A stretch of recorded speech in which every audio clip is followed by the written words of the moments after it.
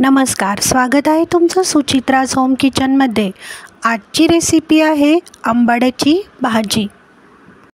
चॅनलवर जर नवीन असाल तर चॅनलला प्लीज लाईक, शेअर, सबस्क्राईब जरूर करा। आंबाड्याची भाजी बनवण्यासाठी आंबाड्याची भाजी स्वच्छ धुवून घेतली आहे।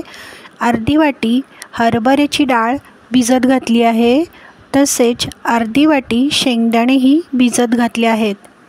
आंबाड्याची भाजी कुकरमध्ये शिजवून घ्यायची आहे। एका कुकरच्या भांड्यामध्ये आंबाड्याची भाजी घेतली आहे, तसेच एका कुकरच्या भांड्यामध्ये शेंगदाणे, हरभऱ्याची डाळ वेगळी शिजवायची आहे, कारण ती आंबाड्याची भाजी आंबट असल्यामुळे शेंगदाणे आणि हरभऱ्याची डाळ लवकर शिजत नाही। कुकरचे झाकण बंद करून कुकरला 3 ते 4 शिट्ट्या होईपर्यंत आंबाड्याची भाजी छानशी शिजवून घ्यायची आहे। फोडणीसाठी ठेचून घेतलेली हिरवी मिरची आणि ठेचून घेतलेला लसूण घ्यायचा आहे। इकडे कुकरला 3 ते 4 शिट्ट्या होईपर्यंत आंबाड्याची भाजी छानशी शिजवून झालेली आहे। रवीच्या साहाय्याने आंबाड्याची भाजी छानशी घुसळून घ्यायची आहे। अर्धा चमचा हळद टाकली आहे, तसेच अर्धी वाटी ज्वारीचे पीठ किंवा बेसन पीठ टाकू शकता। रवीच्या साहाय्याने सर्व साहित्य एकसारखे छानसे घुसळून घ्यायचे आहे। गॅसची फ्लेम ऑन करून गॅसवर एक कढई ठेवली आहे। कढईमध्ये एक पळी तेल टाकले आहे।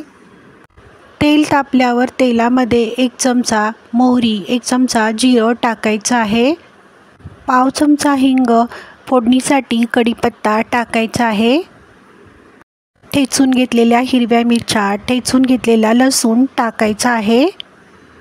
सर्व साहित्य पळीच्या साहाय्याने एकसारखे परतून घ्यायचे आहे। कुकरला शिजवून घेतलेली आंबाड्याची भाजी टाकायची आहे, तसेच शिजवून घेतलेले शेंगदाणे, हरभऱ्याची डाळ टाकायची आहे। सर्व साहित्य पळीच्या साहाय्याने एकसारखे हलवून घ्यायचे आहे। चवीनुसार मीठ टाकायचे आहे। आवडीप्रमाणे 1 चमचा गूळ पावडर टाकली आहे। पळीच्या साहाय्याने सर्व साहित्य एकसारखे हलवून घ्यायचे आहे। इथे आपण रवीच्या साहाय्याने आंबाड्याची भाजी रवीच्या साहाय्याने छानशी घुसळून एकजीव करायची आहे। झाकण लावून आंबाड्याची भाजी 1 ते 2 मिनिटं छानशी शिजवून घ्यायची आहे। आवडीनुसार अर्धी वाटी शेंगदाण्याचा कूट टाकायचा आहे। सर्व साहित्य पळीच्या साहाय्याने एकसारखे हलवून घ्यायचे आहे।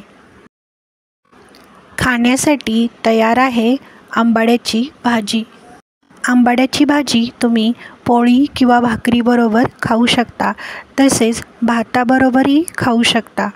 व्हिडिओ आवडल्यास व्हिडिओला प्लीज लाईक, शेअर, सबस्क्राईब जरूर करा। कमेंट बॉक्समध्ये कमेंट करायला विसरू नका। पुन्हा भेटूया अशाच नवीन रेसिपीसोबत सुचित्राज होम किचनमध्ये। व्हिडिओ पाहिल्याबद्दल धन्यवाद।